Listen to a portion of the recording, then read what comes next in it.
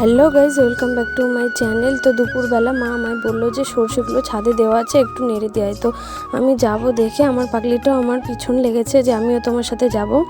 আর দেখো ভাই ঘরে মাটি দিচ্ছিল। তো যেহেতু আমাদের পাকা ঘর নেই, তো আমার একটা জায়ের বাড়ির ছাদে আমরা সর্ষে দিয়েছিলাম।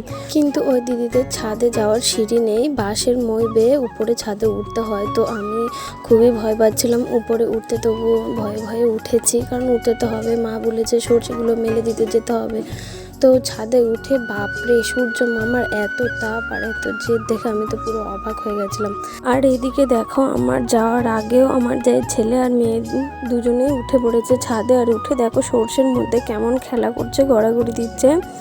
আর সত্যি কথা বলতে ওদেরকে দেখে আমি নিজের ছোটোবেলাকারের কথা মনে পড়ে গেছে, কারণ আমিও খুব ছোটোবেলায় এরমভাবে সর্ষের মধ্যে খেলা করেছি, পা দিয়ে মেলেছি, কারণ সর্ষের মধ্যে নাড়ানাড়ি করতে খুবই ভালো লাগে।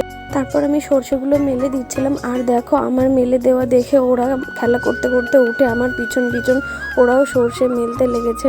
তো আমরা যতক্ষণ সর্ষেগুলো মেলে দিচ্ছি, ততক্ষণ তোমরা কমেন্টে জানাও যে তোমাদের কার কার ভালো লাগে এরকম সর্ষের মধ্যে খেলা করতে বা পা দিতে। কমেন্টে জানিও। বাই।